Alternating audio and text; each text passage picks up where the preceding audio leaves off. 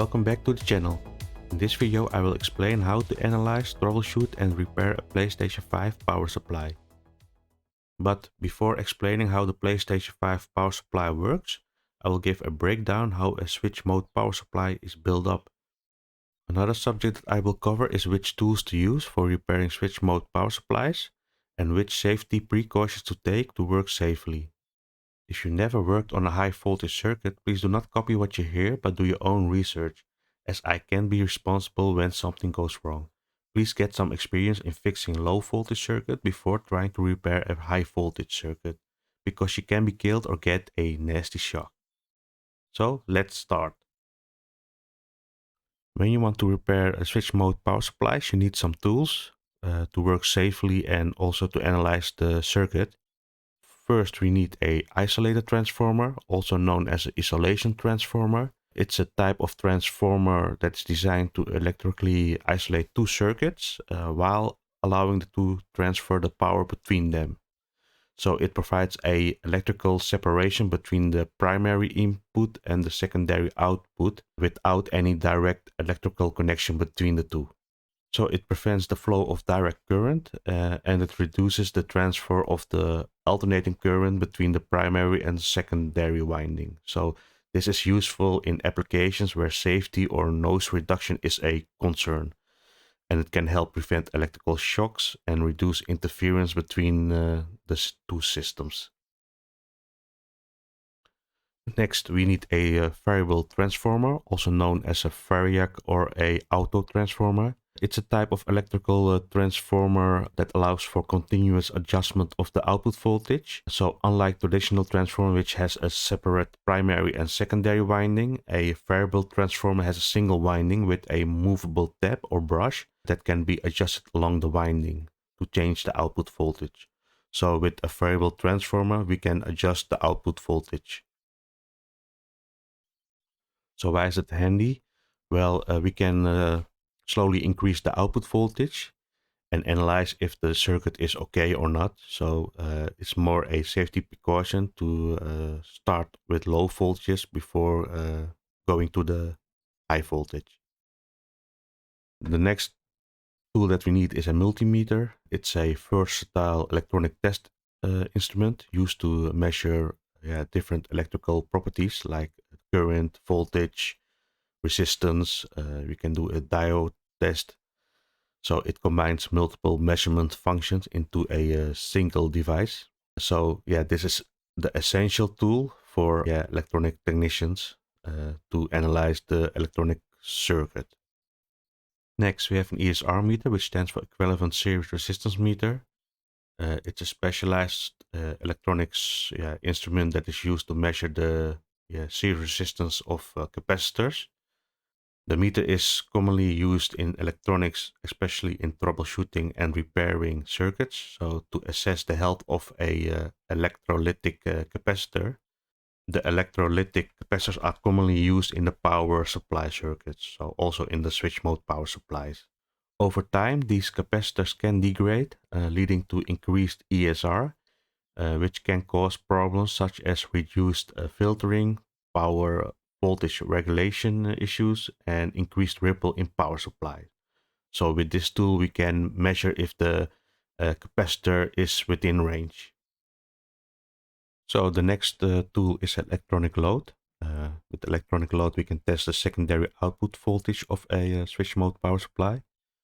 An electronic load, also known as an electronic dummy load, is a test instrument used in electronics, and it simulates the behavior of a load such as a resistor or a device. So in our case, a PlayStation 5 in different testing and measurement scenarios. So with this electronic load, we can set the voltage and the current to a specific setting. And then we can simulate the performance of a power supply. So the main purpose is to simulate different load conditions.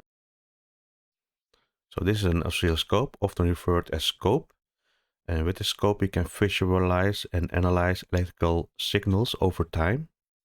So it displays waveform plots of voltage as a function of time on a graphical display. So we have a time frame, a voltage measurement.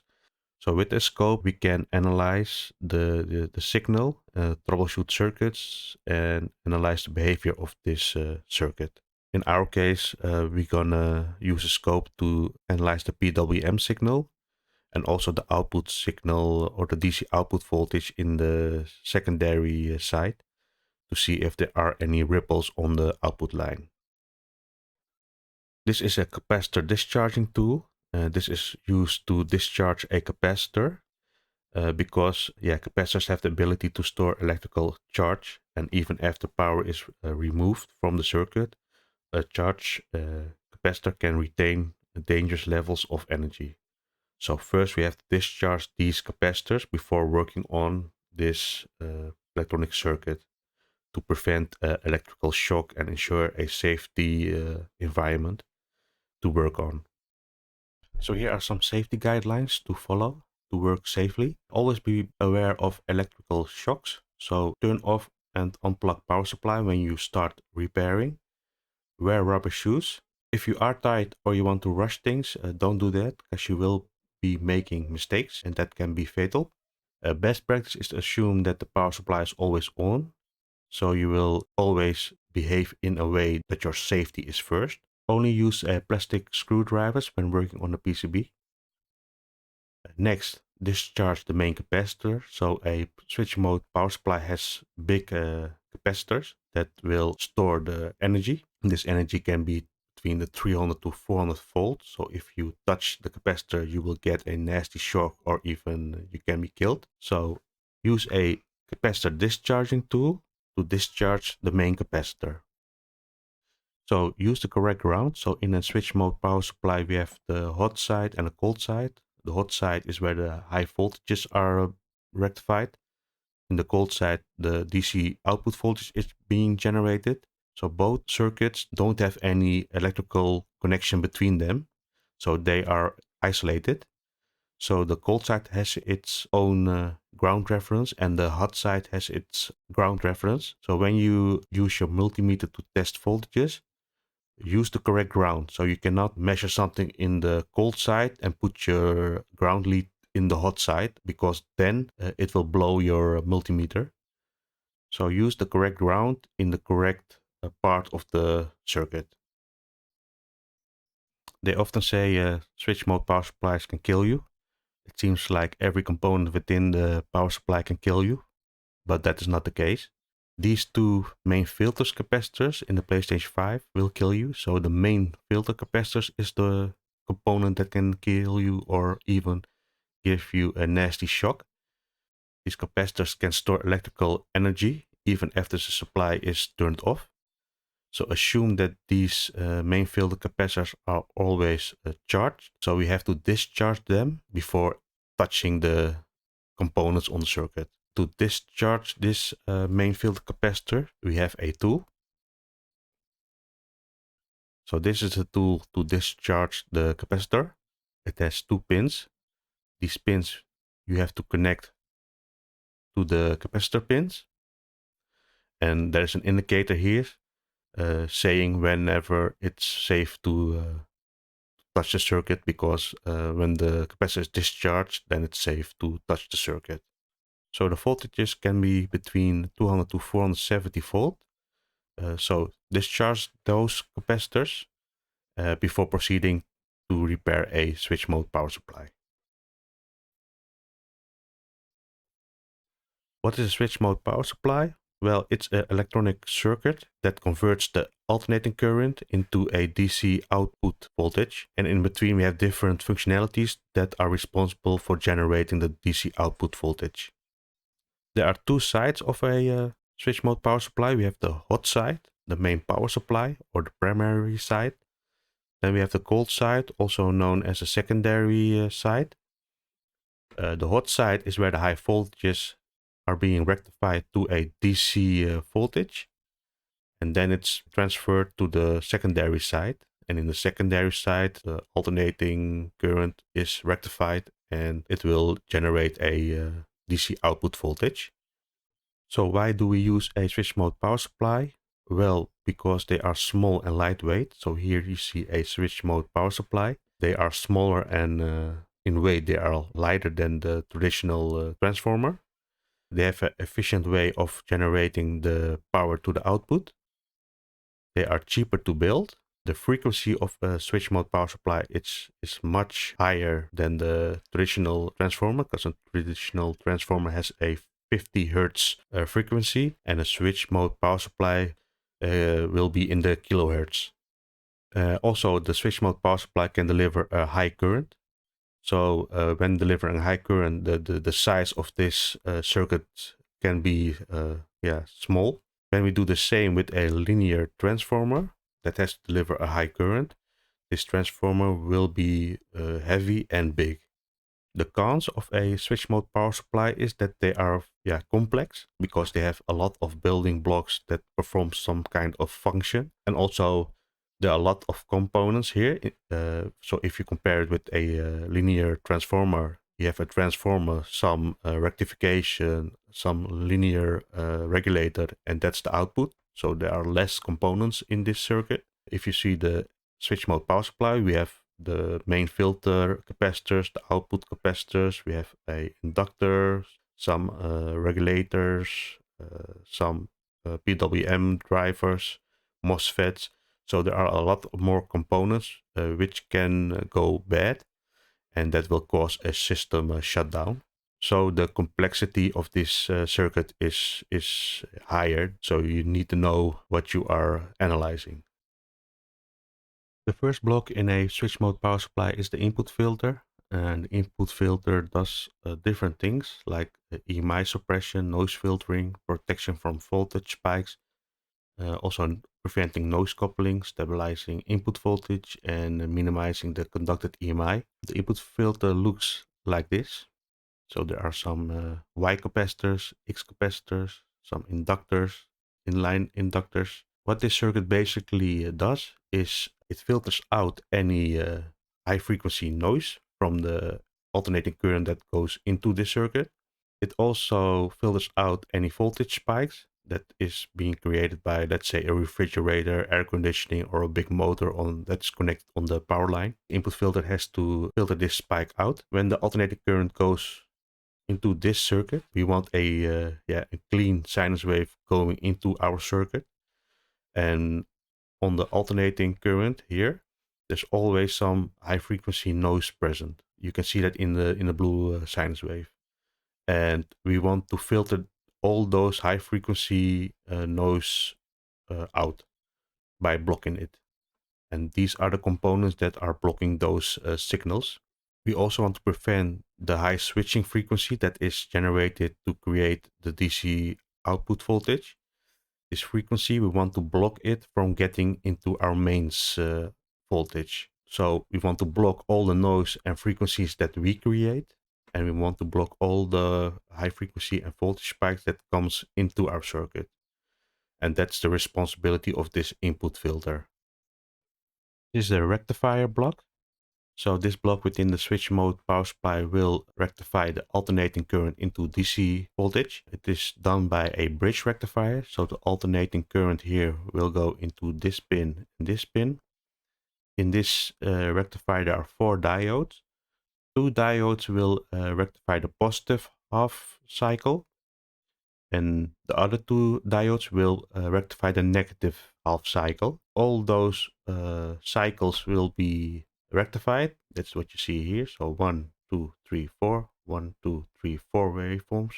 It's rectified, so we don't have negative voltages. As a result, the output of the primary rectifiers, of the plus and the minus, is a pulsating DC voltage with significant ripple. That's what you see here. So the next step is to make it more smoother.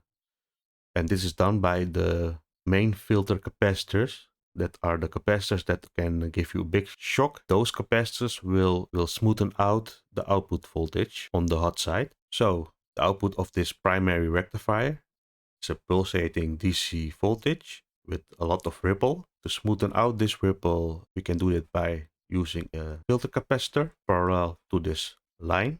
So to smoothen out this ripple, obtain a more stable DC voltage, a filter capacitor is connected across the output of this rectifier, so the plus and minus. During the periods when the rectifier output is higher than the capacitor voltage, the capacitor charges and stores the energy. During the periods when the rectifier output is lower than the capacitor voltage, the capacitor discharges. That's what you see here. And when the capacitor discharges, it gives the energy to the load that is connected behind this filter capacitor. This charging and discharging process of these capacitors helps to reduce the voltage ripple and create a more continuous DC voltage. So the third block is a active power factor correction circuit that is used in the switch mode power supply. Not all switch mode power supplies implement this circuit, and active power factor correction is a complex topic. I will keep it very simple and basic. So active power correction is a technique used in power supplies to improve the power factor and the efficiency of the system. So the power factor is a measure of how effectively electrical power is being converted into useful work. A lower power factor indicates that the significant portion of the power drawn from the source is not being used efficiently, leading to wastage of energy and increased electricity costs. So an active power factor correction works by adjusting the current of the system to closely track the shape of the input voltage. So thereby minimizing the reactive power consumption and improving the power factor. What does that mean? We'll see in the next slide. So let's say we have a power supply without power factor correction. So we have the mains line voltage here. The AC voltage will be rectified. And the main capacitor will store the voltage, DC voltage. The problem is the rectifier and the capacitor. The combination of these two is the problem why we use power factor correction. So this is the rectification of the AC waveform to a DC waveform. This is the filter capacitor. So this rectifier is the same what is here. This is the main filter capacitor. This is the PlayStation 5 console or the load. In red is the rectified DC voltage. In green is the capacitor voltage. So here it's discharging, giving the power to the load. And here it's charging, discharging, charging, discharging. So when the DC rectified voltage goes higher than the voltage of this capacitor, there will be a huge current draw from the rectifier to the capacitor. So if you see here, most of the time there is no current delivery, but when the rectified voltage goes above the voltage of this capacitor, there will be a huge surge of current that is going into this capacitor. So in a short time, we deliver a lot of current. And this current peak to the capacitor, that is the problem. Here you can see the same diagram. So this is the rectified DC voltage. This is the capacitor current. Let's say we don't have a rectifier and a capacitor connected, but we directly connect the load to this alternating current. And what you will see is that this line current in green follows the rectified waveform. So they are in phase. And in this waveform, the current is delivered in small portions during the half cycle. So the current draw is divided into this whole half cycle instead of one big huge surge of current, because this current doesn't follow the waveform of the rectified DC waveform. And because it doesn't follow that, it's not efficient. So in the gray portion is the current delivery to the load, and that follows or is in phase with the waveform, the DC rectified waveform.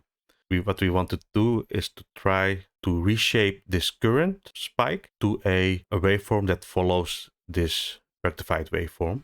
So if you compare it, this is the current delivery to the capacitor in a short time, and it is very high. And we want to follow this curve. We want to deliver the current in small portions to the capacitor. And that is what the power factor correction does. The circuits is built up to remove the spikes, what you see here, because they're not in sync with the waveform or in phase. And what we want is that the current follows the voltage. From this diagram to go to this waveform, that is what the power factor correction circuit does. And the power factor correction circuit is between the rectifiers and the main filter capacitor. And how does a power factor correction circuit looks like? So here you have the bridge rectification, the rectifier that is located here. Here you have our main filter capacitor, and the power factor correction consists of a inductor connected to a diode and a MOSFET connected between the inductor and the diode. This MOSFET will be turned on and off to shape the current from this to this by switching the DC voltage on or off. So there is a power factor correction driver IC that will give a PWM signal to this MOSFET, and the MOSFET will try to shape this current into this current that follows the sine wave. The next building block in a switch mode power supply is the switching circuit.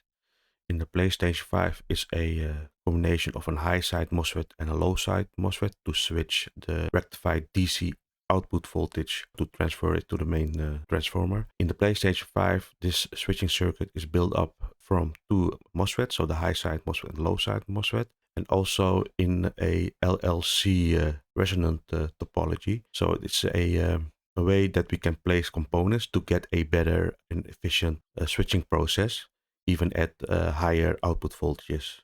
So by using the LLC resonator converter in combination with the switching of the high side and low side MOSFET, we can build a efficient power switching circuit. The LLC resonant converter is built up from 4 building blocks. In this case, I'm going to discuss the power switch and the resonant tank, because the transformer and diode rectifier will be discussed in the next slides.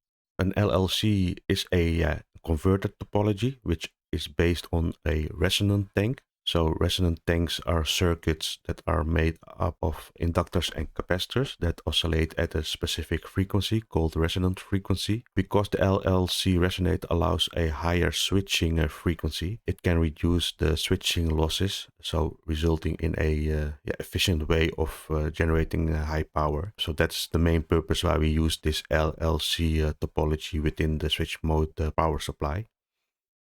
So the resonant tank is made up of a resonant capacitor and 2 inductors. One is the resonant inductor and the second one is the magnetizing inductor. This is connected parallel to the capacitor and the resonant inductor. The tank's role is to filter out the square wave harmonics, outputting a sine wave of the fundamental switching frequency to this transformer. So it filters out any harmonics that are on the square wave. Another feature of the LLC resonant converter is that it has a soft switching functionality. So soft switching aims to reduce the switching losses by coordinating with the natural rise and fall of current, as well the voltage within the current, to ensure that the switch is turned on and off at the most efficient point. Meaning, if the switching of these 2 MOSFETs starts, so if switch 1 is on and when it's turned off, it doesn't immediately turn the second switch on. It will wait until the voltage or the current goes almost to 0. When it goes to 0, the second switch will start. And normally in switch mode power supplies, the switches will turn on and off instantly. But with the LLC resonant converter, it will wait until voltage on the output is almost to 0, and then it will start the second switch. So it coordinates when to switch instead of directly switching second switch on or off. And by doing that, you can create a more efficient switching profile. So to recap, what the LLC resonant converter does is It gets its DC input voltage from the power factor correction, so that voltage is boosted up. It will enter the drain of the first high side MOSFET, and the MOSFET switches will convert this input voltage into high frequency square waves. So it will chop this DC input voltage into square waves, and then it will go to the resonant tank, and this resonant tank will eliminate the square waves, harmonics, and output a sine wave to the transformer. So it converts its block wave into sine wave and remove all the harmonics or noise on that square wave. Then you get a sine wave that will go into the main transformer. So this sine wave is transferred to the secondary of the converter through a high frequency transformer. So this transformer will transfer it to the secondary side. These rectifiers on the cold side will rectify this sine wave into stable DC output. It will be filtered from ripple and noise, and then you have a stable output voltage. So this is what the LLC resonator mainly do. The PWM signals coming to the high side MOSFET and the low side MOSFET comes from the PWM, LLC, or the active power correction IC. So it's one IC that fulfills multiple functionalities, and the pulse width modulation will go into this one of those two MOSFETs to turn it on or off. So this part is the switching circuit. It's built up from a high side MOSFET and a low side MOSFET in a half bridge configuration. This is also the LLC resonant circuit. So this is the resonant inductor and the resonant capacitor and also the main transformer. So this section of the power supply is responsible for switching the boosted voltage from the active power factor correction or the main filter capacitor into, it will chop it into a block wave, and it will be then converted into a sinus wave, and then from there it will be transformed into the transformer. It will go into the secondary windings. From there it will be rectified, and from there we get our output voltage. So this section is the LLC in combination with the switching circuit. In the next block, we have the main transformer. This is a picture of a transformer. And one of the primary functions of the main transformer is to transform the input voltage that is generated in the previous blocks to a desired output voltage. The transformer has a primary windings and secondary windings with a specific turn ratio. So by controlling the duty cycle of the switching signal, the voltage transformation ratio is adjusted. So allowing the switch mode power supply to step up or step down the input voltage to achieve the desired output voltage. So after the transform, we are in the cold side part of the switch mode power supply. So after the secondary windings, we have a secondary rectifier. This secondary rectifier consists of diodes arranged in a bridge rectifier configuration, similar to the main rectifier. The secondary rectifier rectifies the high frequency alternating current generated by the secondary winding of this main transformer. So during the positive half cycle of the AC voltage, one set of diodes conducts and allowing current to flow in one direction to the load. During the negative half cycles, the other set of diodes conducts, allowing current to flow in the opposite direction. So this rectification process results in a pulsating DC voltage. In the PlayStation 5, we only rectify the positive side, so it's a half bridge rectification. So we only rectify the positive side. So after it goes to the secondary filters, the capacitors, it will be smoothed out, and then you have your DC output voltage. So when we created the output voltage successfully, and it's clean of ripple and noise, we have a reference error amplifier, and its function is to compare the output voltage with a reference voltage. And when there is a deviation between those two, it will create an error signal, and that will be sent to the PWM driver. So the error amplifier will detect the changes between the output and the desired voltage, that is the reference voltage. So every deviation will create an error signal. This error signal is sent to the PWM driver. That's why you call it a voltage feedback.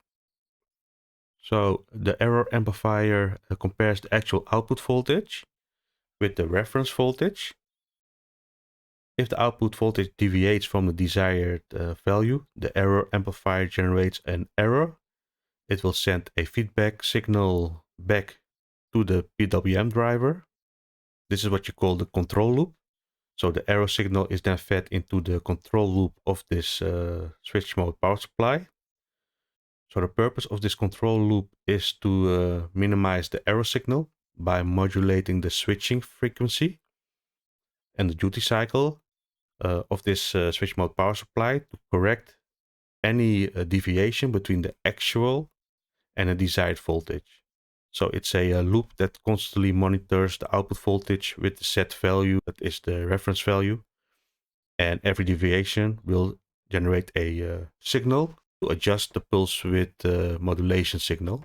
This reference error amplifier also triggers protection mechanisms in case of faults or abnormal operating conditions. For example, if the output voltage deviates from the reference voltage, the error amplifier can signal the control circuit to take corrective action or initiate a shutdown to prevent damage to the switch mode power supply or any connected devices.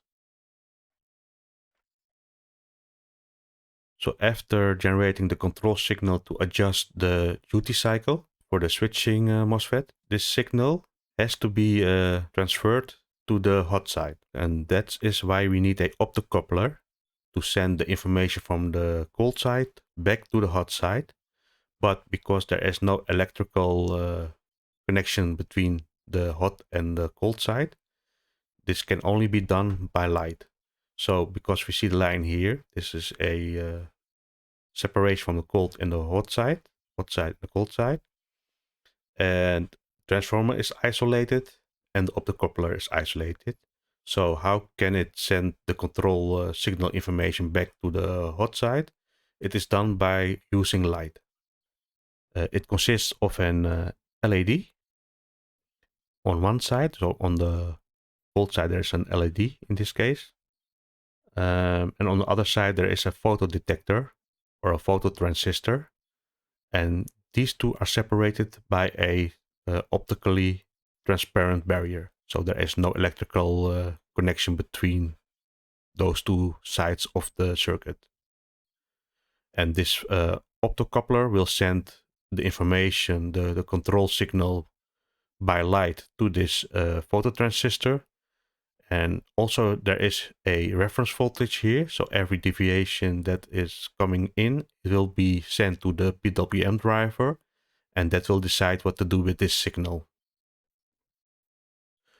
When we receive the control signal from the phototransistor, it will go to the PWM driver. Primary function of this PWM driver is to generate a precise and controlled PWM signal. This signal is used to control the on and off times of this switch. The PWM signal determines the duty cycle, which is the ratio of the time the switch is on to the total switching period. This PWM driver can have multiple functions. So in the PlayStation 5, this PWM driver is also a power factor correction driver and an LLC driver. So it's a more complex driver than you see here. And it also needs to operate before we can generate this output voltage. We have to turn this IC on. So there has to be some kind of high voltage that is transferred into a VCC to this IC. And when it's started up, it will use the secondary or auxiliary transformer to get its VCC voltage from. I will discuss the 6 common faults with switch mode power supplies. And the first one is a no power scenario. In a no power scenario, we have two cases.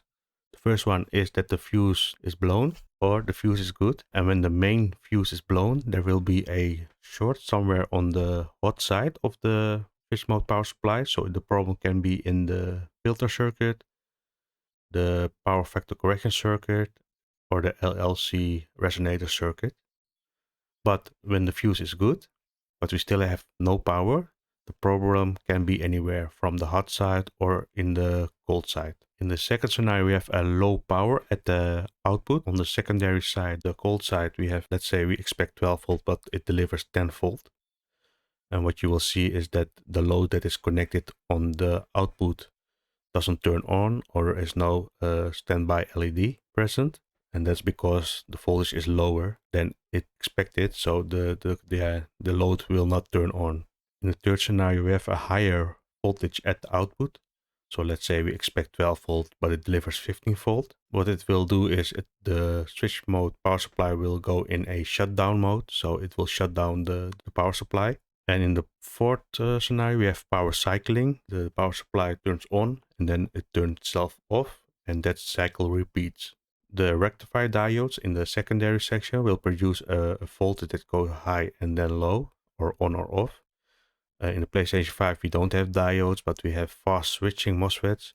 Yeah, you can measure it on the secondary capacitors, the secondary filtering capacitors, or you can measure it on the one of those pins of the switching MOSFETs to see if the voltage goes up and down. The cause can be a bad component on the secondary side. So the secondary filter capacitor or the main filter capacitors can be faulty component in the regulation circuit. So the regulation circuit that regulates the output voltage. There can be a problem in the error detection or in the feedback circuit that generates the control signal to the PWM IC.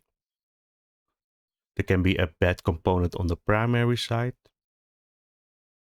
And to test the output voltage, yeah, you can measure this MOSFETs or on the secondary filter capacitor. The fifth scenario is a power shutdown, so the power supply will shut itself down. So when the generated output voltage is too high, the power supply will go in a shutdown mode. Power supply does this to protect the device and the power supply. What you will see is that on the output, the voltage goes to, let's say, 12 volt, and then it goes to 20 volt, and then it comes back to 0 volt. And then you know it's trying to generate an output voltage, but there is something wrong. Maybe there's somewhere a short, and it turns itself off.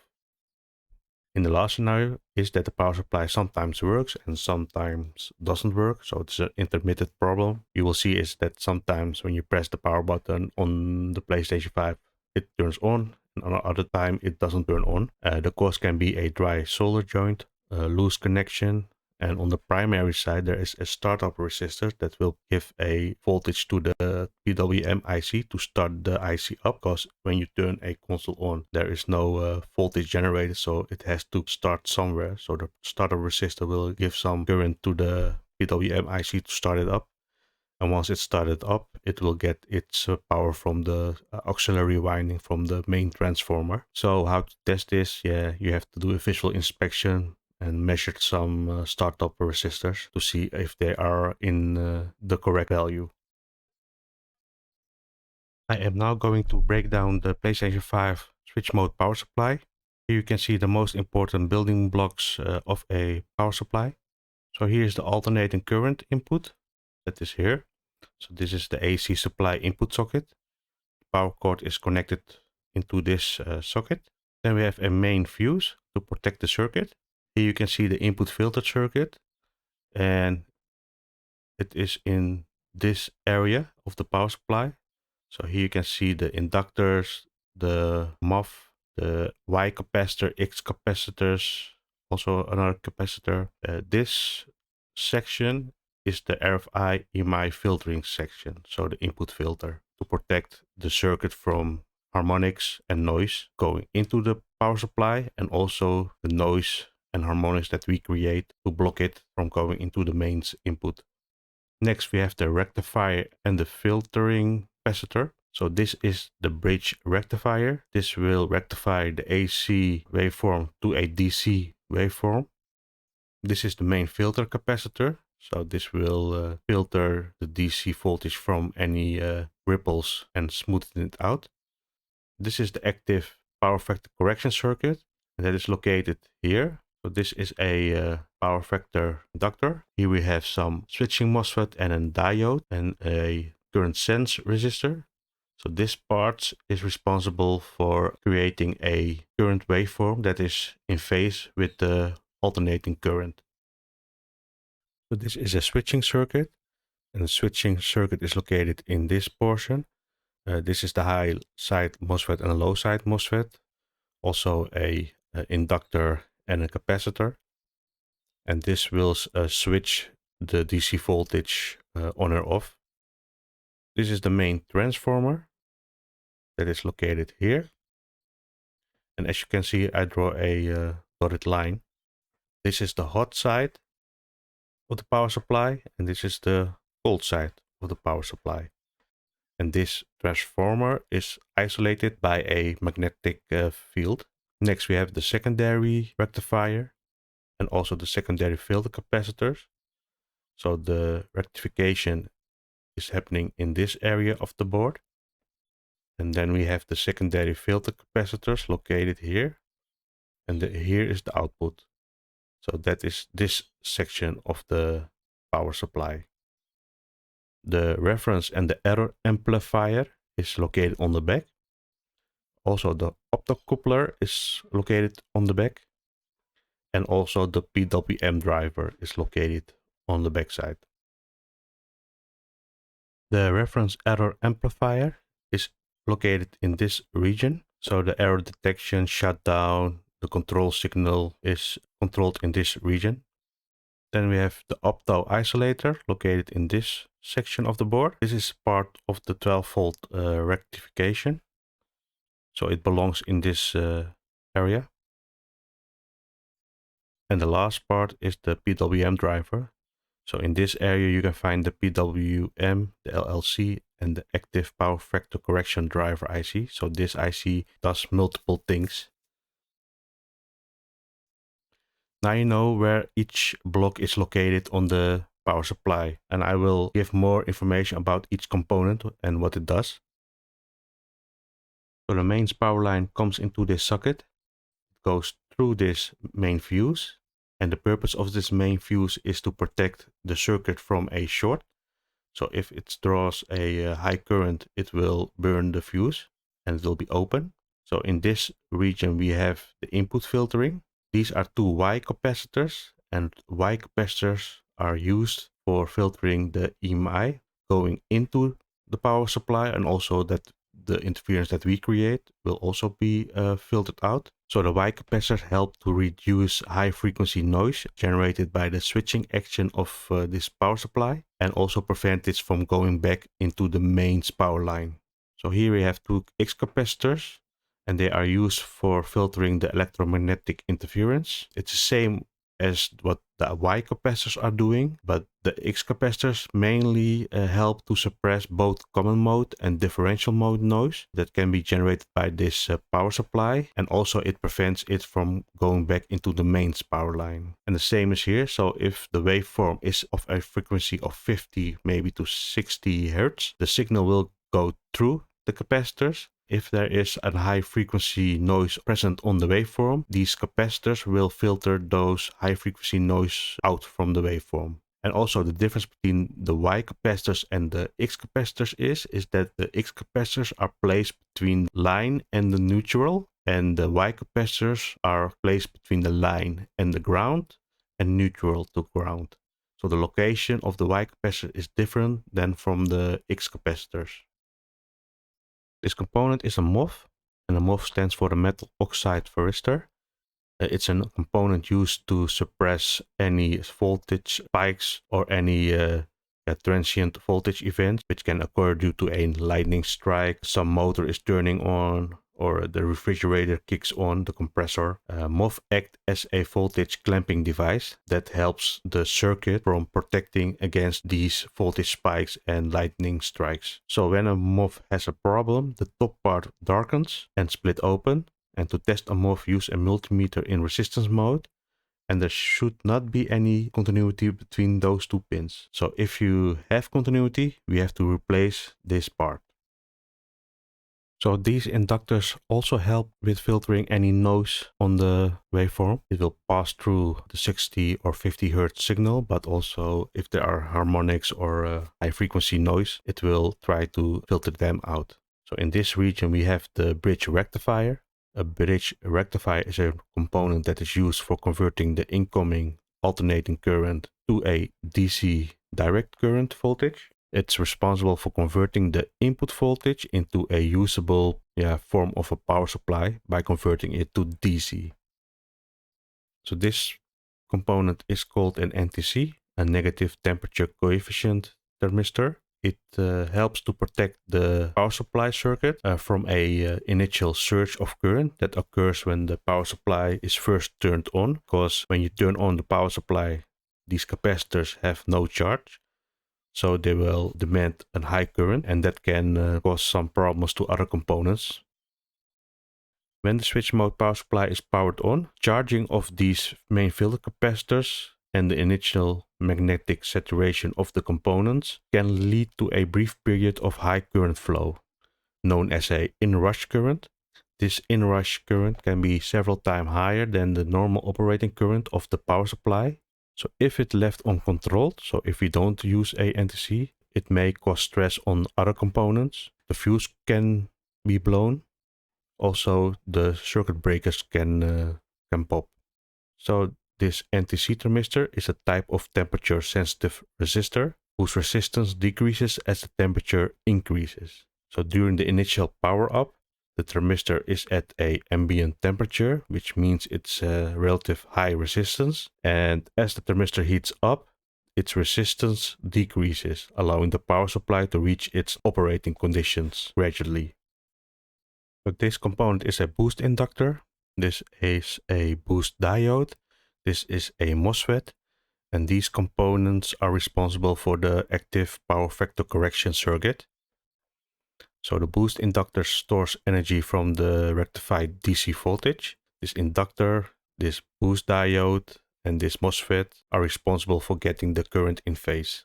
So this boost diode prevents the main filter capacitor from being discharged when this MOSFET is turned on. So the active power factor correction IC will send a pulse width signal to this MOSFET. It will be turned on and off. And by doing that, this boost diode will prevent this main filter capacitor from being discharged when this MOSFET is turned on again. So these two capacitors are the main filter capacitors, and the main filter capacitor is a component that serves to smooth the output voltage that is rectified in this location. The switch mode power supply generates a pulsating or switching output voltage, and the main filter capacitor plays a role in converting this pulsating voltage into more stable DC-like voltage that is suitable for transferring it to the secondary part of the board. This big resistor is a current sense resistor. A current sense resistor is typically placed in series with the load, such as the output of the switch mode power supply on the hot side. As current flows through the resistor, a small voltage drop proportional to the current is developed across this resistor. This voltage drop is then measured and used as feedback to monitor and control the output current. So let's say the current draw is very high, it will shut down the power supply. So these two FET are in a half bridge configuration. So one is the high side MOSFET and one is the low side MOSFET. The two power MOSFETs are connected in series. The drain of one MOSFET is connected to the input voltage source or the voltage from the capacitors, while the source of one other MOSFET is connected to ground, and the load or the common connection is connected to this main transformer. And these MOSFETs are switched on and off by this PWM IC, active power correction IC, or the LLC IC. So all those ICs are embedded into one IC. We will see that in a sheet later on. Also in this part, the LLC resonator circuit is implemented. So this is the resonant inductor. I think this is a capacitor for it. There are three components. Yeah, it's really easy to measure them because an inductor has to have continuity. And the capacitor should also measure a high resistance between the two connections. Because if it is shortened, then it's faulty. This is the main transformer. It converts the input voltage from the hot side to the required output voltage on the secondary side. This Y capacitor is connected between the hot and the cold side, and is used to filter some mains pollution. There's also a Y capacitor here. It also has the same purpose. So the DC voltage that is created on the hot side, that is being turned on and off by the PWM signal and the power MOSFETs, the magnetic field has to be transferred to the secondary side. So when the switching is turned off, this magnetic field will go to the secondary side. From there we get a alternating waveform, and we have to rectify this. So we only want the positive side of the waveforms. That is done by these two MOSFETs. These are the rectifiers that generate the plus 12 volt for the PlayStation 5. In this configuration, it is called a synchronous rectification. So this is a technique that is used for switch mode power supplies to improve the efficiency by replacing the traditional diode rectifiers with MOSFETs. This technique reduces the voltage drop across the diodes and minimizes the conduction losses, leading to increased overall efficiency in the power conversion process. In a traditional switch mode power supply, diodes are used to rectify and convert this alternating current into direct current DC. So these are the secondary output capacitors, and they are added to further smooth out the output voltage to provide a cleaner and more stable DC output voltage of 12 volt. This is a secondary output inductor. It filters any unwanted alternating current and let DC current pass through. So it's filtered out the EC element of it. We have some secondary output solid capacitors. These capacitors are used for further stabilizing and filtering the output voltage. Because everything is complete, we have a DC voltage of 12 volt at this output connector. So to recap, the main power line is connected to the input socket. From there it goes to the main fuse. Then it will go through the filter circuit. And from there it will go through the bridge rectifier. This bridge rectifier will rectify the AC waveform into a DC waveform. From that it goes through this active power factor correction. From that the DC voltage goes into these two main filter capacitors to further smooth voltage from ripples. From there this DC voltage will go through these power MOSFETs, and by switching these power MOSFET on or off, it will go to the main transformer. And when the MOSFET is turned off, the magnetic field is transferred into the secondary part of the transformer. From there it goes through this rectifier, and there the AC waveform will be rectified into DC waveform. And then it goes through this secondary output capacitor to further smoothen out the voltage. And then it will go through this secondary output inductor to filter out any unwanted alternating current frequencies. From there it goes through this solid capacitors to further smoothen the voltage. And from there it goes to the output connector, and then we have 12 volt.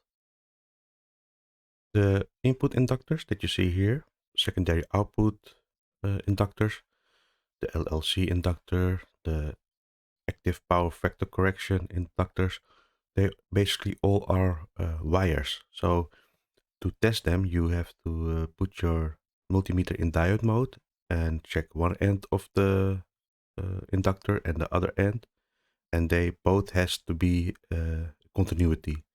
So that is how you can test if the inductors are okay. And these components, like the inductors, transformer, these are components that almost never fails. So the chance that the problem is with those components is small. It does happen, but not as often as, let's say, a capacitor that is shorted, or a transistor that's shorted, or the diode resistors that are going off specification. Here you can see a schematic, and we will see what is the difference between the X and the Y capacitors. So this is the phase line, this neutral, and this earth. The X capacitors are located between the phase and the neutral line. So it's in parallel. Also the X capacitor here. The Y capacitor is connected between the neutral and earth. Also between the phase and earth. So the location is different. So on the back side we have different integrated circuits like a switching regulator chip for the synchronous rectification. Yeah, this IC generates the necessary control signals and timing signals to switch the synchronous rectifier MOSFETs on or off. These signals are synchronized with the switching frequency of this switch mode power supply. The switching IC will send the PWM signal to these two fast switching MOSFETs to rectify the alternating current that comes from the secondary windings of this transformer to rectify it to a 12 volt positive voltage. So in this region, we have the error amplifier. This is a dual operation amplifier and voltage reference. So this will send a control signal to this Optoisolator. So if the output voltage is changing, this will send a correction signal to the Optoisolator. The Optoisolator will send this control signal back to this PWM controller IC. And that will adjust the duty cycle for turning on and off the power MOSFETs. This is the discharging IC. So this IC allows DC to pass and alternating current to be blocked. So if the frequency is more than 20 Hertz, it will pass. And when the frequency is smaller than 20 Hertz, the magic switch is turned on to discharge the capacitors that are located on the front side of this PCB. A low pass filter is used to filter out high frequency noise or switching artifacts, leaving behind a smoother, more stable voltage. When you open a PlayStation 5 power supply, you can search for scorch marks inside the case of this power supply. It may indicate signs of overheating, component stress, or electrical issues. So scorch marks that you see here can be an indication of hotspots or even potential failures within the power supply unit. So check them first so you can locate the problem area if there are any scorch marks. For the next troubleshooting step, we're gonna connect the power supply to this isolated transformer for safety reasons. So do not put it in your main power line, but use a isolated transformer. It will protect you. So in this test, we're going to power up this power supply. We're going to connect it to the isolated transformer. So please be careful because the AC power is on. So you have to take the safety measures. Place the multimeter probes on the AC input of this bridge rectifier. And then you're going to power up this power supply. And you're going to measure if there is a alternating current present at those two pins. So if the alternating current isn't present here, maybe the fuse is blown, or maybe there's some problem in the input filters. So check this region for any shorts and troubleshoot it from there, because the power isn't reaching those pins of the bridge rectifier. So the problem has to be in this region. To be more specific, if you don't have alternating current on these two pins on the bridge rectifier, you have to check the components in this region. And the possible faults can be an AC cable that is unplugged. AC cable can be broken. The main fuse can be open. Circuit traces that are connecting all those components together can be open or dry joints. Also the EMI coils can be open because these are wires and they have to have continuity between both ends. In this test, we're gonna test the bridge rectifier. This power supply is turned off, so discharge these two main filter capacitors before proceeding. Set your multimeter in a diode mode and the positive lead connected to the negative side of this bridge rectifier, and the black probe connected to pin 1, and see if you get a voltage drop of 0.5 volt. Also measure pin 2 to check if you see a voltage drop of 0.5 volt. If you don't see any measurements, you can swap the leads. So the black probe, you can connect it to the minus, and the red to those two pins, and then check if you see the 0.5 volt. So in one of those two scenarios, you have to see a voltage drop, and then you know that the diodes in this bridge rectifiers are okay. Now we're going to check the positive pin of this bridge rectifier. So connect the positive probe to the positive pin. And also check with the black probe pin 1 and pin 2. If you don't see any measurements, swap the leads, so the black to the positive side and red probe to the pin 1. So in one of those two cases, you should see a voltage drop of 0.5 volt. So then you know the other two diodes within this bridge rectifier are okay. So disconnect the power, discharge this main filter capacitors, and then you can check the bridge rectifier in combination with the input socket. In this troubleshooting step, we're going to test the bridge rectifier, because if the bridge rectifier is shorted, this main fuse is open. To test it, put our multimeter in diode mode. The black probe, we will put it on the positive pin underneath this PCB board, and pins that are not connected to the black probe, we're going to test it. So every pin is the alternating current pin. We will measure that one, the other one, and the minus pin. And in this situation, we have to have two values. So one pin should give a 0.5 volt and the other one should give a 1.1 volt. We're going to do the same by switching the probes. So the positive probe will be going to the negative pin, and we're going to test all remaining 3 pins. And in this case, we also have to find one pin that gives 0.5 volt and the other one should give 1.1 volt. Also remember, for this step, we don't have to connect the power. So discharge those main filter capacitors and you're gonna test it offline. Now we're gonna test the main filter capacitor. Gonna measure it. We have to connect the power supply to the isolator transformer. We will turn it on and then put your multimeter in a DC mode, because we're gonna measure the rectified waveform. These main capacitors have a positive side that's longer and the negative side. You can see it on this marking. So put your positive probe to the positive side of this main filter capacitor and the other one on the negative lead. Put your multimeter in DC mode, and also don't let the probes touch each other, because then you will create a short and then your power supply will be more damaged than before. When the power supply is working for the PlayStation 5, when you measure those filter capacitors with the multimeter, you should see something like 390 volt on the filter caps.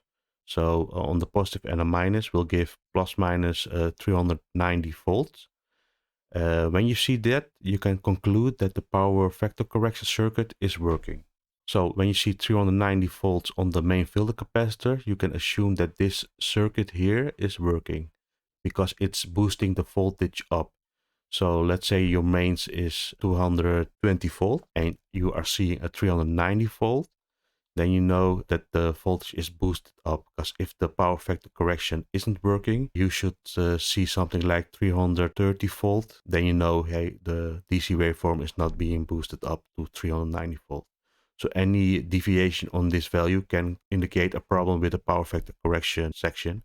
When the capacitor voltage is lower than 390 volts, then you can conclude that the power factor correction is not working correctly. And if the DC voltage of the capacitor is higher than 390 volts, then we also can conclude that the power factor correction is not working correctly. When you see 0 volts here, then you have to check all the components behind these capacitors.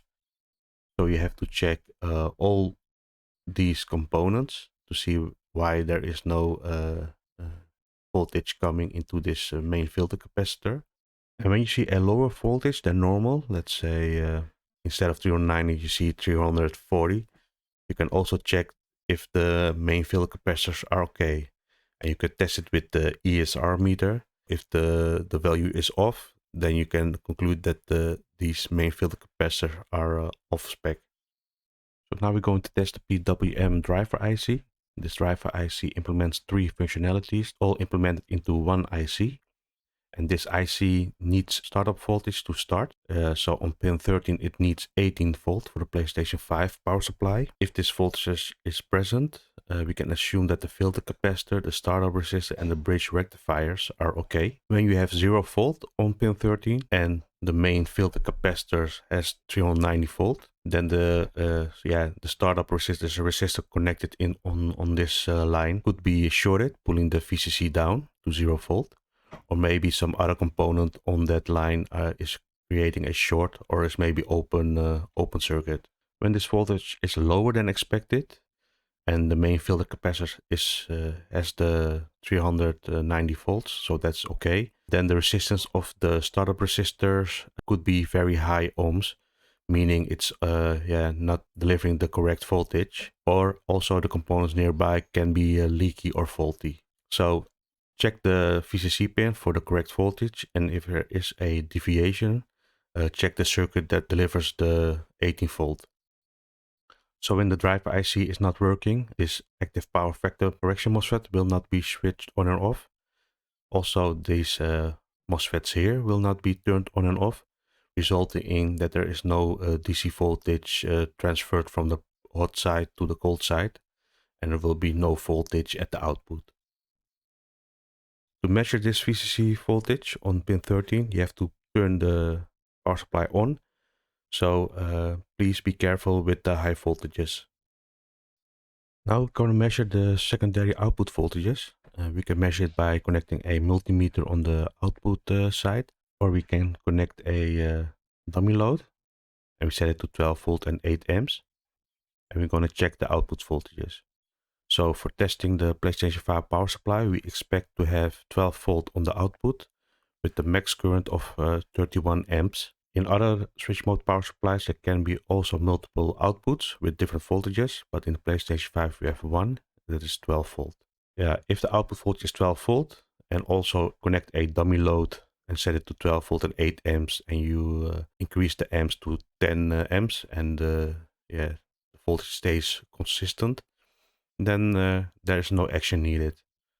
In a case we have 0 volt on the output, when there is 0 volt on the output, the switch mode power supply can be faulty, or some short is preventing the power supply from starting.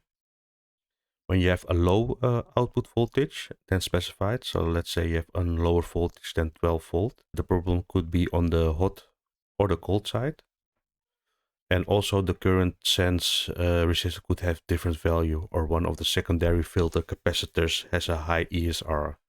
So these capacitors can have a high ESR, or the main filter capacitor can have a high ESR. High ESR in a capacitor can have several negative effects. The presence of the high ESR reduces the capacitance of the capacitor. This means the capacitor may not store and release the energy as expected. And also it will not give a smooth voltage. We will introduce ripples. And also the internal resistance causes power dissipation within the capacitor itself, leading to self-heating, so that will get warm or hot. When the output voltage is too high, the SMPS will shut down. The problem could be in the feedback circuit area. A resistor or the optoisolator could be turned into high ohms. So you have to check all those values. In another situation, when the output is power cycling, so you see the max voltage 12 volt and goes to 0, 12 volt, 0, and that keeps repeating. The cause can be in the hot or the cold side. With the oscilloscope, we can analyze the pulse width modulation signals in the power supply for understanding the switching behavior and the performance of the power supply. We can also test on the cold side the output voltage. Also the waveform across the output capacitor of this power supply we can analyze to see if there are any ripples on it. We use the isolator transformer to connect it to the power supply.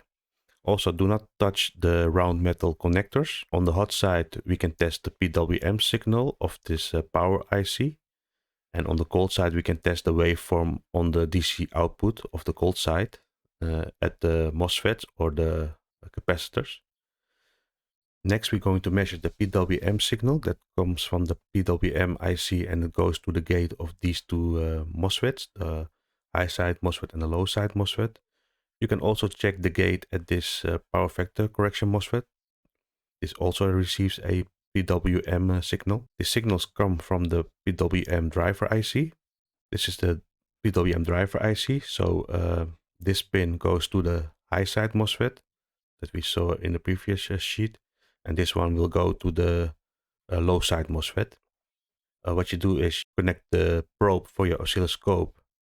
The ground lead you connect it to the negative side of this capacitor, and the red probe you connect it to the of the positive side of the probe, you can probe it to this pin. That is the high side MOSFET or the low side MOSFET.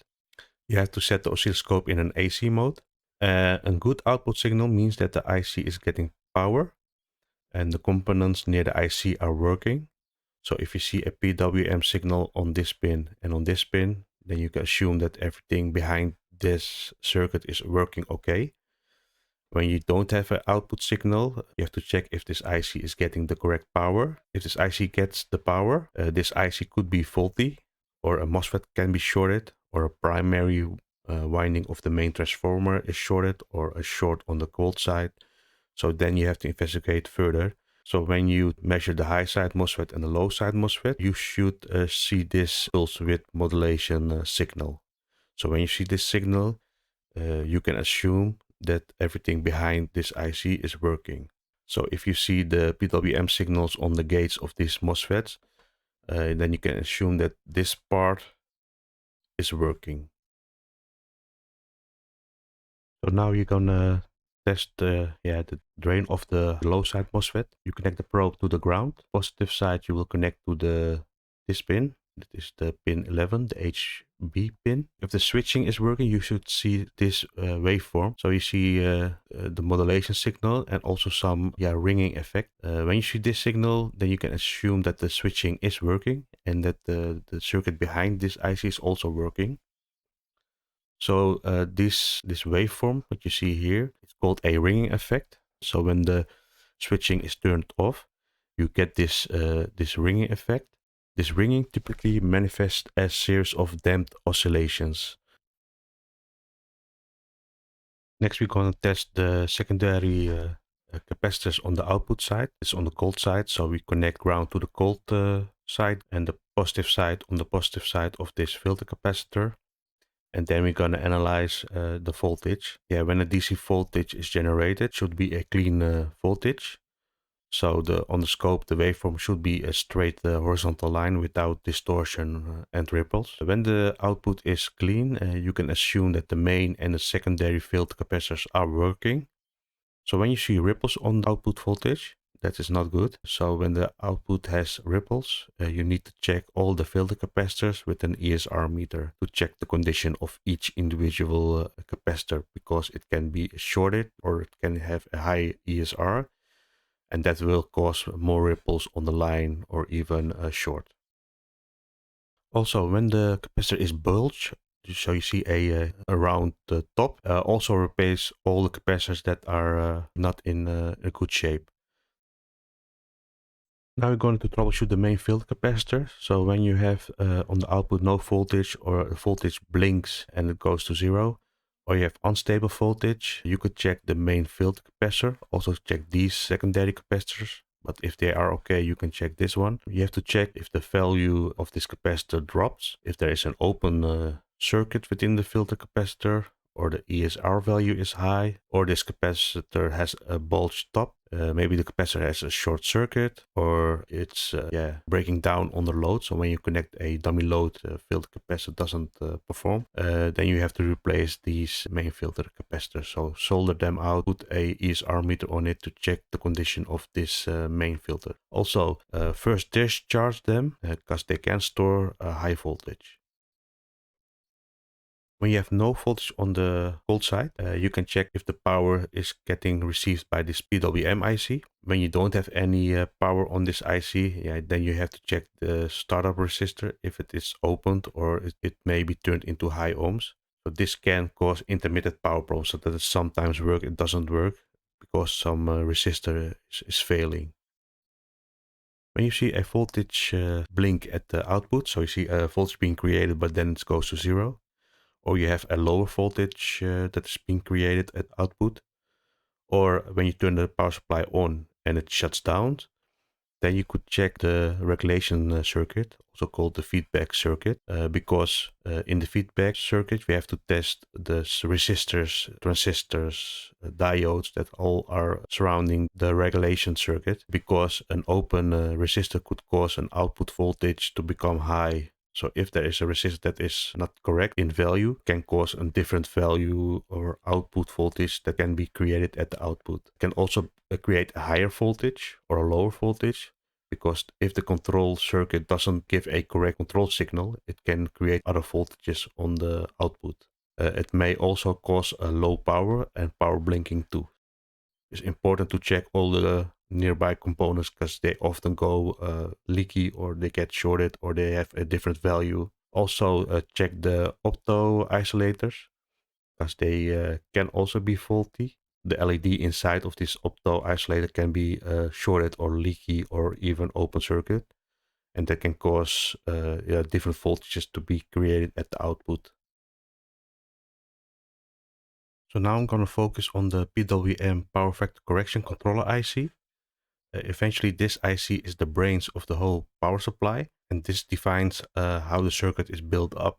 In red you can see the diode readings, so if you want to compare this with your IC to see if this IC is defective, you can compare this with these diode readings. So put your multimeter in diode mode, red probe to ground and the black probe to the pins, and you can compare values. So if you have problems with power factor correction or not getting a PWM signal, this IC in the PlayStation 5 fails often. So on pin 13, we need 18 volts to power up this IC. On pin 2, we have the boot sense pin. This pin gets the power factor correction output. So when this power supply is shutting down, this pin will go low. And this is done by the optocoupler. The optocoupler will send signals to the secondary side, and also from the secondary side, the signals are transmitted to the hot side, and it comes into this IC. On the boot sense pin, there is a Zener diode of 8.2 volts. So if this Zener diode is bad, or it's leaky or something, this will cause the power factor correction to go out of range. When this Zener diode is not working correctly, it can boost up the voltage to say 500 volt on the main caps. So desolder this Zener diode and check if the values are okay. This IC is responsible for turning on and off power factor correction MOSFET, and also the high side and the low side MOSFET. The control signals, shutdown signal, power good signal is all transmitted by the optoisolator. Power good comes from the hot side and will be transmitted to the cold side. The feedback optoisolator and the shutdown isolator will transmit the signals from the cold side back to this PWM IC. Also, there is a replacement IC for this with a datasheet, and with that datasheet I'm going to try to break down the whole power supply. The replacement IC is a TEA2016AAT. This is the replacement IC. The configuration of the pins are exactly the same. So based on that information, I will try to give more explanation about this IC. I will now focus on the brains of the whole power supply, because the whole power supply is built up from this IC. So this IC is called a DAP053T. There is a equivalent IC for it. It's called TEA2016AAT. I have a datasheet for this replacement IC, and based on that I will try to reverse engineer what this IC does, and we can translate it also to the PlayStation 5 power supply. The first pin is called an SNS mains pin, and this pin will measure the mains voltage and also the external temperature. And this information will be processed by this IC, and it will do some compensation within this circuit. So it's used for the control loop. If we go to the schematic of this datasheet, we will see that this is the mains input. On the mains line is connected through a resistor to the SNS mains pin. So it will measure the waveforms, and it will also count the waveforms. So on the fourth wave, it will check this temperature. So this is a temperature sensor, and it will provide the temperature, and that will be read by this IC. So let's say there is no voltage at the input because power line is disconnected or the power supply is turned off. It will sense that. On the drain power factor correction pin, it will discharge all the X capacitors. So when there's no voltage, the drain power factor correction pin will discharge all the X capacitors. So pin 2 is a sense input for boost voltage. So this is also a part of the power factor correction. So the sense boost pin is located here, and that will sense when the power factor boosts up this voltage to, let's say, 390 volts, it will measure it from here. And when you have an over voltage or under voltage situation, based on the data that is collected here, it can turn off this IC. So the sense boost is responsible for analyzing the boosted voltage. So pin 3 is a power factor current sense input. The power factor current is measured via this external sense resistor. It's connected to this pin. So if the voltage drops below a specific threshold, it can turn off this power factor correction MOSFET. When the overcurrent protection is continuously triggered, the cause may be a shorted power factor correction coil. To avoid any overheating, the system will enter a protection state.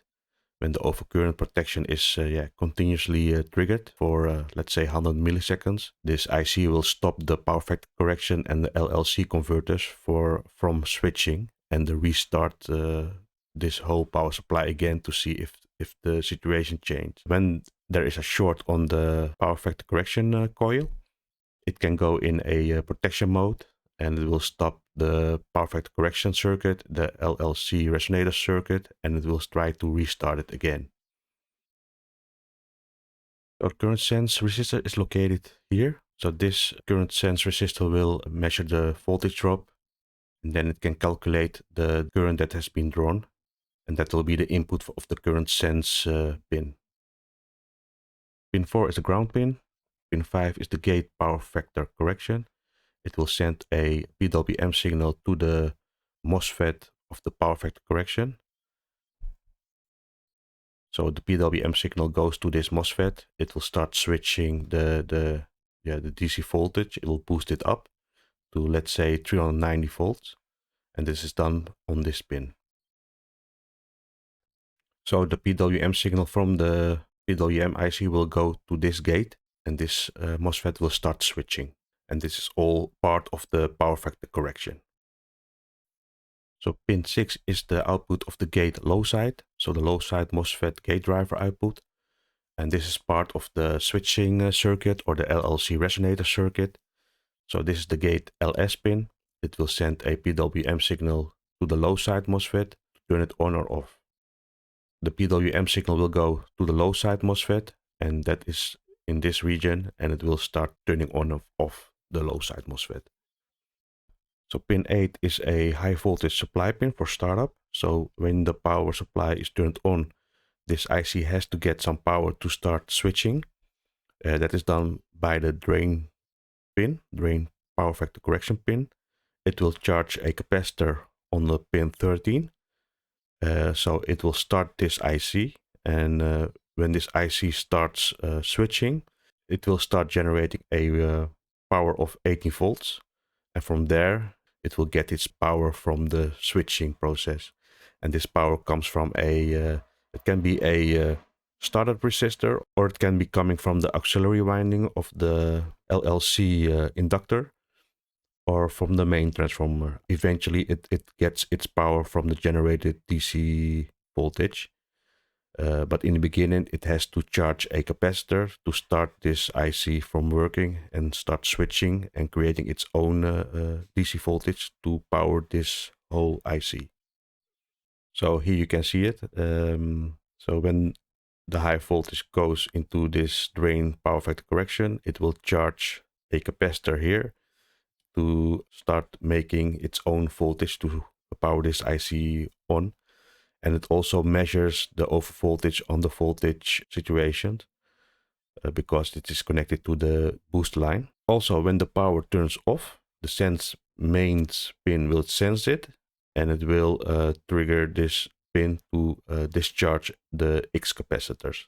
So this pin is used for a lot of things, for measuring and also starting the IC on for the first time, and then it will power itself. So pin 9 is the gate high side driver for the high side MOSFET. It will go to the gate of that MOSFET. So this is also part of the LLC resonator circuit. So here's the high side PWM signal that goes to the gate of this MOSFET. It will turn it on or off. By turning the high side and low side MOSFET on or off, what it's doing, it's making a square wave to the LLC resonator circuit, and that will make a alternating current from the block wave, and from there it will be transferred to the main transformer. The high side MOSFET is located here, so the PWM signal coming from the driver IC will go to the gate of this high side MOSFET, and it will start chopping the DC boosted voltage into square waves in combination with the low side MOSFET. On pin 10 we have a high side driver supply input. So the high side driver input is located here, and what I think what is happening, it will supply some input voltage to the internals of this IC to drive the high side drivers. So it's a supply voltage that is needed to operate. Pin 11 is a half bridge slope detection. It's located here. It's between the high side MOSFET and the low side MOSFET. I think it will detect or measure some value on this line, and it will do some control logic inside of this IC. I don't know exactly what it does, but I think it's some measurements and controlling functionality. Pin 12 is not connected. Pin 13 is the PCC pin of this IC, so that is the power supply to start this IC. It needs 18 volts. This pin is an important pin because if the voltage is not present or the voltage is too low or there's a short, this IC will not work, so the power supply will be dead. So here's the pin of the power supply, and as you can see in this schematic, it comes from an auxiliary winding. So I suspect it's the auxiliary winding of the main transformer. So when this IC starts switching, it will generate voltages here. It will induce a voltage here, and it will generate 18 volts. From that point, it will power this whole IC on. In a situation that the power is off for this power supply, it will get its power from the drain power factor correction. It will charge some capacitor. It can also be that there is a startup resistor somewhere, and it will provide some power to this drain power factor correction. It will charge the capacitor. From there, it will start switching, and it will power the secondary windings, and it will generate some 18 volts. Pin 14 is a sense capacitor voltage input. So the LLC capacitor voltage sense input. So it will measure the voltage that is created here, and it will do some controlling logic within this IC. Orange is the LLC resonant converter part. So all these pins that are connected are part of the LLC circuit. On pin 15 we have the current sense input for the LLC circuit. It's the same as the pin 14, but this measures the current. You can see the sense current that is connected to the LLC. It measures the current, and from there it will go to some control logic. Pin 16 is also an important pin. It's the feedback sense input. So the output voltage from the cold side, the control signal will go into this pin. And if the power supply is started up and the DC output voltage on the secondary side is generated successfully, it also sends a power good signal through a optocoupler back to the cold side. So if we look at the schematic, this is the feedback sense pin.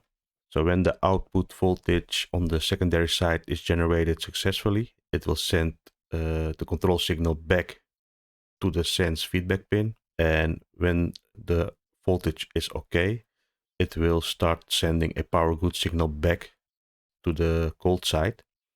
This is an optocoupler, so it sends its control signal back to the cold side by infrared light. So when you have to disable the power supply really fast, there's also on the cold side a fast disable optocoupler or optoisolator. and this will send the information back to the SNS boost IC. When it has to shut down, it will send it to the SNS boost pin. It will pull this signal line to ground, and from that power IC will shut down. Here you can see the 3 optocouplers. This is the power good signal. It goes from the hot side to the cold side. It is the voltage feedback or the voltage correction that goes from the cold side back to the hot side. And this is the shutdown optoisolator. So the information from the cold side will be transmitted back to the hot side. And that's what you see here. So these are 3 optoisolators, and it will be transmitted back to this PWM driver IC. And from that, it will do some control logic based on the control error signal. So this pin is important to process the feedback information from the cold side. So if you look at region 2, 3, 4, it will go to the power factor correction circuit. So on the PCB of the PlayStation 5 power supply, it's located in this region. So if you're going to look at location 5, 7, and 9, it's located in this region. So this is the part of the LLC resonator circuit. Then we have the location 11 and 12. That is the current sense for the LLC resonator circuit and the capacitor voltage. So 11 and 12 are located here, I suspect, because I cannot see it. But I suspect that it's coming from this region. On the secondary side of the power supply, the PlayStation has implemented a MP6924A IC, and this IC is a intelligent rectifier for synchronous rectification. And what it basically does is it switches to MOSFETs on or off. So if this one is on, the other one is off, and these MOSFETs will rectify the alternating current into direct current. Traditionally, in the switch mode power supplies, they use diodes instead of MOSFETs.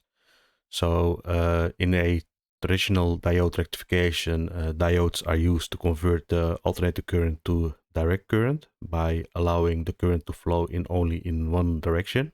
However, these diodes have a voltage drop across them when they are conducting, which results in energy loss and heat generation. This loss becomes more significant as the current and voltage levels increase. With the synchronous rectification, it addresses this issue by using the actively controlled switches, in this case the MOSFETs, instead of diodes. By doing this, the MOSFETs act as rectifiers with significantly lower voltage drops compared to diodes, and this leads to reduced power losses and improved overall efficiency.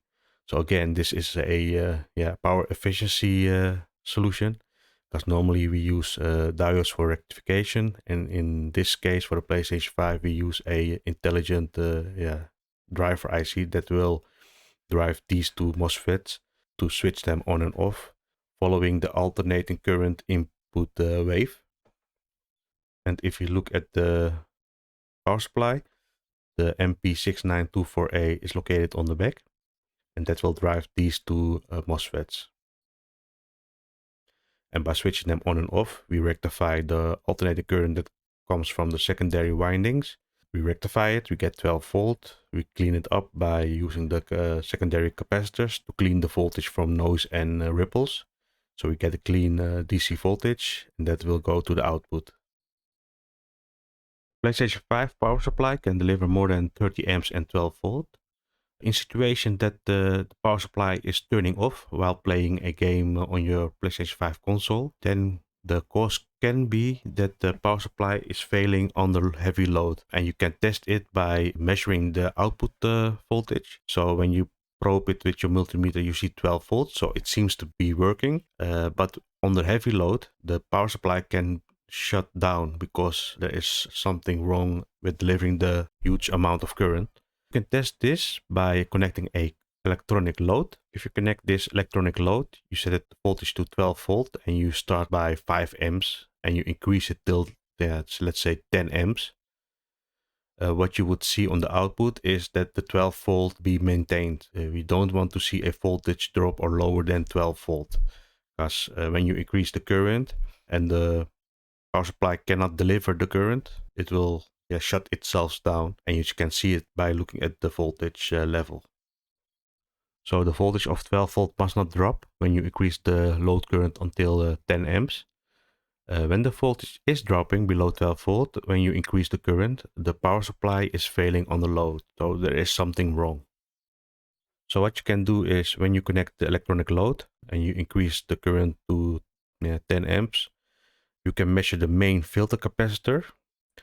So with the load connected, it should stay at 390 volts. And when you disconnect the load, the voltage should be around 380, 385 volts. So that is okay.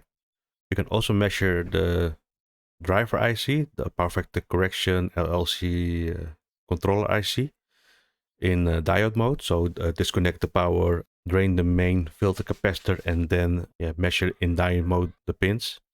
And you can compare them with the diode readings in the previous sheet. If you see any deviation, you can replace this driver IC. When the power supply is shutting down because it cannot deliver the used current, you can disable the shutdown signal by removing a transistor that is connected to pin 2 of the power factor correction LLC driver IC.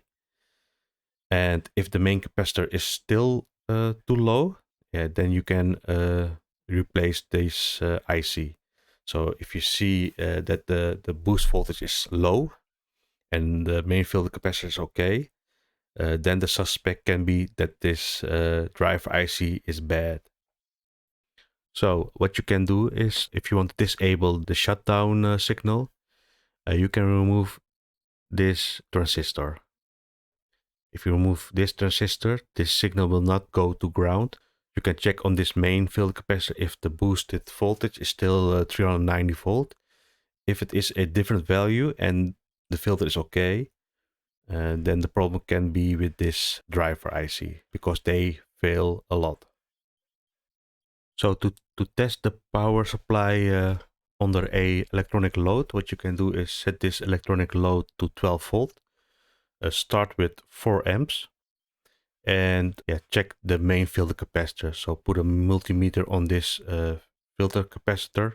In a good working active power factor correction circuit, the boost voltage should stay at 390 volt. So when you increase the current to 5 amps, it still has to maintain the 390 volt at main filter capacitor. You can see that the load voltage slightly goes down, but it's not much, and the main filter capacitor is still at 390 volts. At 7 amps, it still maintains the 11.9 volt at 390 volts.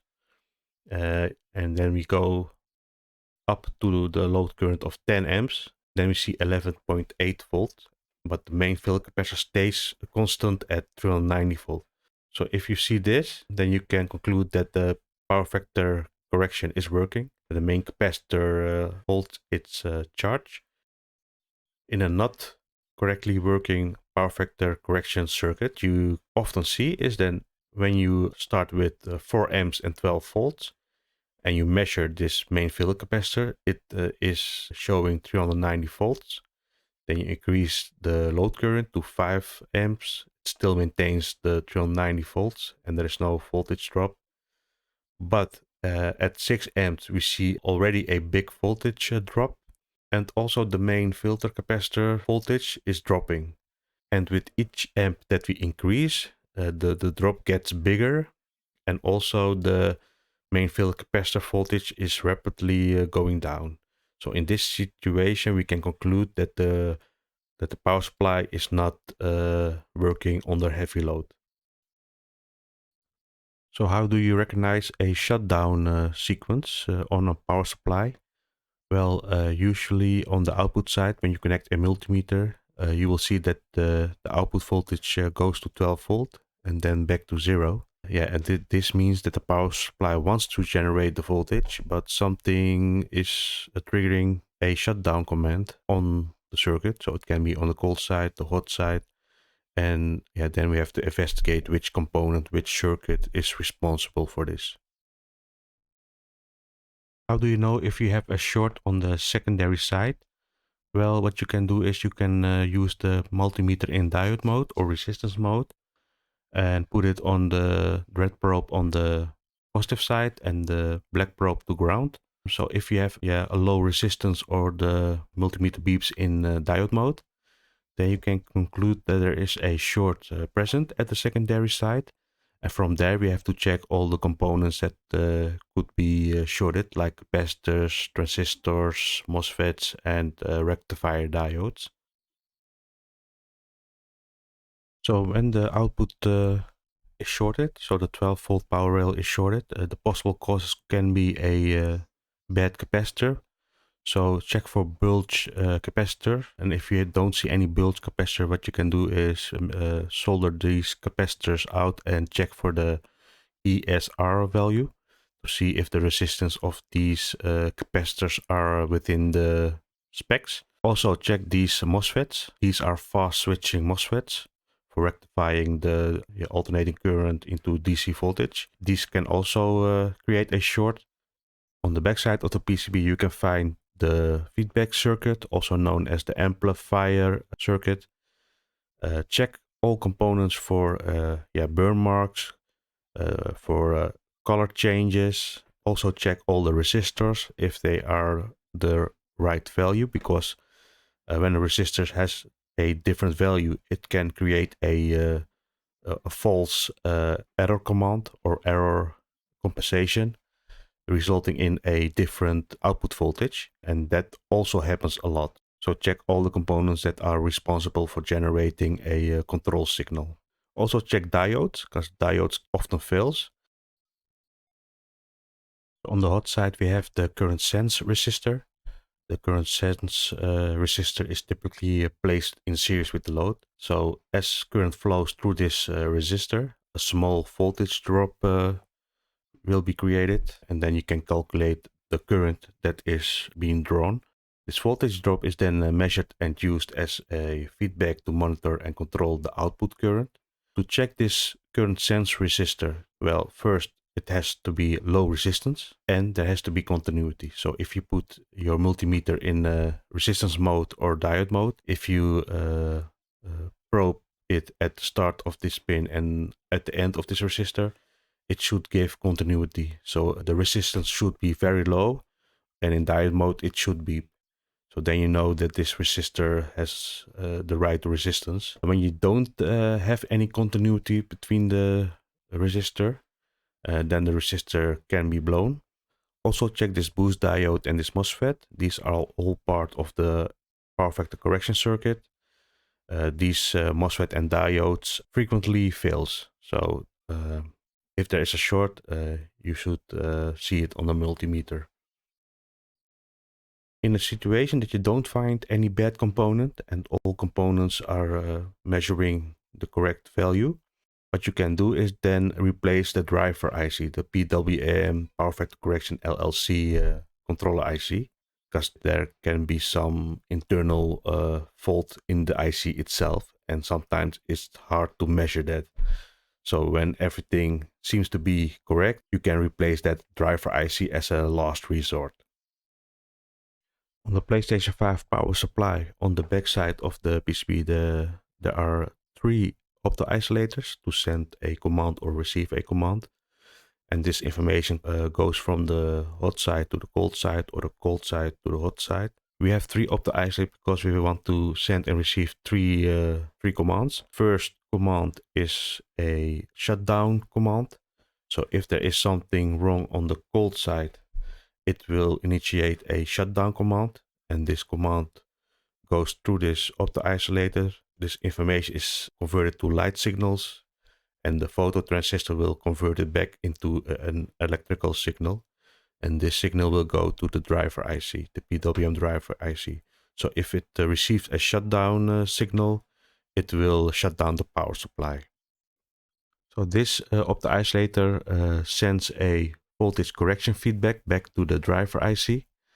So depending what the output voltage is, when this output voltage is lower or higher than the reference voltage, it will create a correction feedback command. And this command is sent from the cold side back to the hot side. It will go to driver IC, and that will read this command and change the PWM duty cycle of the PWM signal. By increasing or decreasing the duty cycle, it can regulate the output voltage back to 12 volt. So any deviation from the reference voltage will be transferred to the driver IC, the PWM driver IC, and that will make a correction signal back to the PWM MOSFETs. When the power supply is working correctly, it will send a feedback back to the driver IC, and from there, the driver IC also will generate a power good signal based on the feedback signal, and that will be transferred from the hot side back to the secondary side. And the secondary side uses this for some regulation, I think, or some logic. I don't exactly know what it does, but it's necessary, because if this signal is not okay, it can result in a output that can be lower or higher. So when you have a transistor that is driving the LED, and when this transistor is not working correctly because it's leaky, it will give a incorrect signal back to the secondary side, and that can result in a lower output voltage. And that is the same for all the optoisolators. So on pin 1, so this is the LED side. So when the LEDs are not working correctly, it can send incorrect commands back to the hot side or the cold side. If you want to disable a opto isolator, you can disconnect the pin 3, because this is the phototransistors that are located here. So if you lift pin 3, you can disable this circuit, and you can analyze if the voltage is getting back to normal. If the output voltage is back to normal, then there is some problem in this regulation circuit. How can you measure this optoisolator to check if it's okay? What you can do is you can measure the collector emitter junction, so between pin 3 and 4, with the multimeter in resistance mode. When you measure this junction, it should give you an infinite resistance. So if it's a low resistance, this transistor is shorted. If the secondary side is okay, then you can check the components on the primary side. You can measure it in circuit, but be aware, the multimeter can give you an indication that a component is shorted, but that is because the component is in a parallel location. So it's parallel to a, let's say, an inductor. So it's giving you a false reading. The best way is to solder it out from the circuit and check it with the multimeter. Problems that you can find on the primary side can be an open resistor, or an open fuse, or open resistor, a shorted diode, a shorted Zener diode, an open capacitor, a capacitor with high ESR value, defective power IC that's on the back, shorted bridge rectifier, some leaky or shorted transistor. So yeah, that's basically it. And if all the components are okay, then, as a last resort, I would change the power factor correction PWM controller IC. So this is it. I hope you learned something about switch mode power supplies, especially for the PlayStation 5. But the knowledge that I discussed in this video, you can use it for other switch mode power supplies. So if you get familiar with it, with the concept, every power supply is easier to repair, but be aware to keep an eye on your safety.